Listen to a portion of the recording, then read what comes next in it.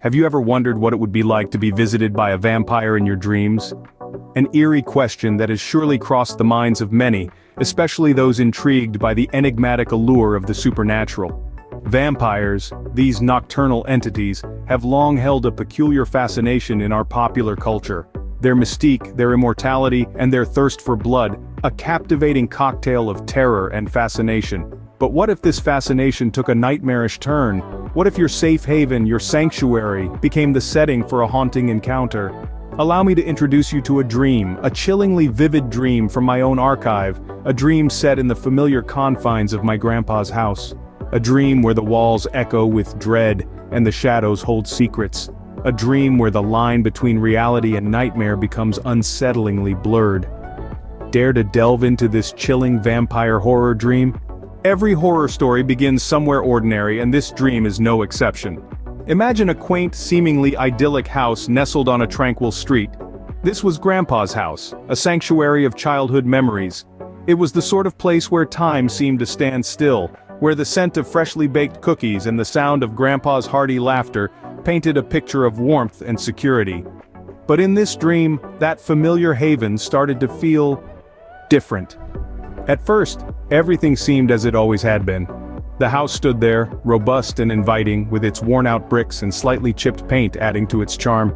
Inside, the rooms were filled with the same old furniture, each piece a silent testament to countless family gatherings and celebrations.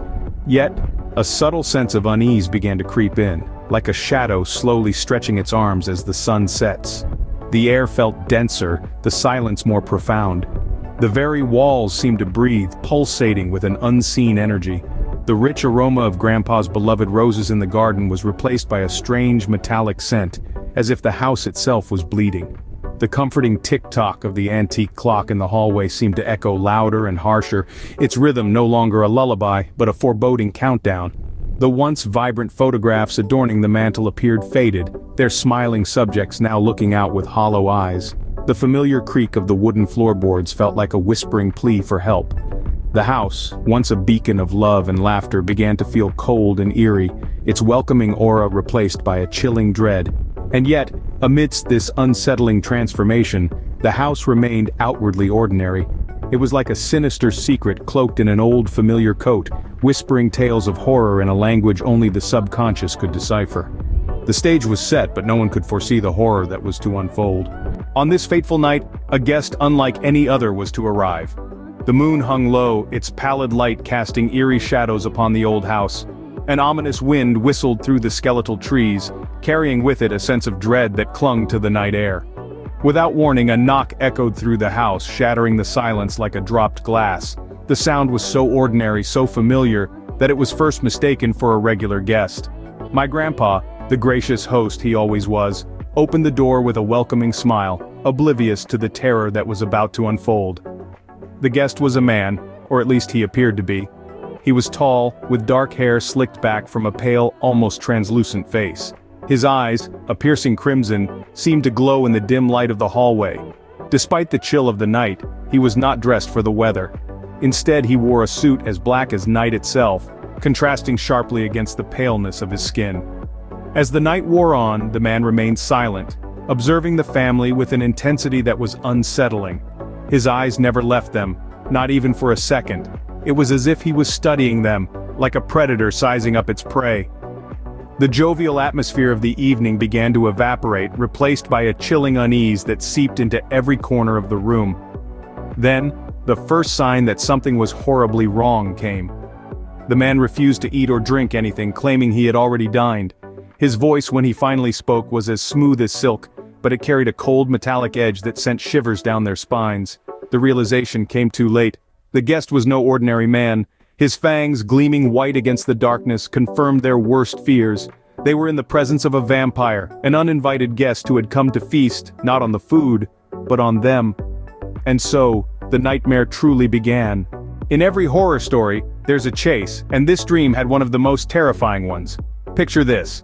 A grand old house echoing with the silence of the night, its dark corridors twisting into an endless labyrinth. The chase began, a deadly game of cat and mouse. The house, once a haven of warmth and comfort, transformed into a chilling maze of dread and fear. The once familiar corners and spaces became traps, concealing lurking dangers. The feeling of being hunted was overwhelming. The adrenaline surged through the veins like a wild river, each heartbeat pounding a frantic rhythm, echoing the ticking of a clock racing against time. The vampire's pursuit was relentless, each step echoing like a chilling symphony of impending doom in the deathly silence of the night. Imagine the cold sweat, the terror gripping the heart, the desperate scramble to escape. The air grew thick with fear. Each breath drawn was a struggle, a testament to survival. The vampire, an unyielding predator, seemed to be everywhere and nowhere, its presence always felt but never seen, its chilling laughter echoing through the darkness. A grim reminder of the hunter's delight. Every turn taken, every door opened, only led deeper into the heart of the house. The walls seemed to close in, the shadows danced menacingly, the silence screamed louder than any cry for help. The feeling of being watched, of being chased, of being the prey, was a constant companion. The vampire's relentless pursuit was a horrifying dance of death. The chase was not just a physical pursuit, but a psychological one too. The fear, the dread, the terror were as much a part of the chase as the vampire itself. The chase was the vampire's domain, and it reveled in the fear it evoked, the power it held. In this horrifying chase, the house transformed from a sanctuary into a prison, a trap with the vampire as its cunning jailer. The chase revealed the house's true nature, a labyrinth designed to confuse, to disorient, to instill fear. There was no escape, no place to hide. Just when all hope seemed lost, something unexpected happened. In the labyrinth of this nightmarish dream, the dreamer found himself cornered. The vampire, a creature of the night, was closing in with a gleaming smile, ready to claim its prey. Our dreamer, however, had a different plan. He was not ready to go down without a fight. In the darkest corners of his mind, he summoned an idea. The dreamer had heard tales of vampires, their strengths, their weaknesses. He remembered the old tales, the folklore, the myths that he thought were nothing more than stories. He remembered the power of the sunlight against these nocturnal nightmares. He remembered the power of faith. In the face of impending doom, he held on to his belief, his faith. It was the only weapon he had against the vampire. And just like that, something miraculous happened. His faith, his belief, they took form in his dream. They materialized into a radiant sun, a beacon of light in the dark abyss of his dream. The vampire hissed, recoiling from the sudden burst of light. It was a sight to behold, the mighty predator now turned prey. The dreamer couldn't help but feel a sense of triumph, of victory, but it was short-lived. The vampire, although weakened, was not defeated. It retreated into the shadows, waiting for the light to fade away. The dreamer knew he had won a battle, but the war was far from over. He had managed to turn the tables on the vampire, but for how long could he keep it at bay? The dreamer woke up, heart pounding, sweat trickling down his forehead. Relief washed over him as he realized it was just a dream, but the feeling of dread wouldn't leave him. He had managed to escape the vampire in his dream, but the feeling of being hunted, of being chased, it lingered. But was it truly the end or just the beginning of something worse? Just as the dreamer thought they were safe, something bone-chilling happened. No longer shielded by the comforting illusion of security, the dreamer's heart pounded in their chest like a relentless drum. The false sense of relief that had washed over them was swiftly replaced by a creeping dread. Every creak of the old house, every whisper of the wind seemed to echo the vampire's sinister laughter, unseen, unheard, but felt. Its presence was as palpable as the darkness that had swallowed the house. The vampire was still out there, lurking in the shadows, biding its time. As the dreamer held their breath, the chilling realization dawned upon them. It wasn't just that the vampire was still out there.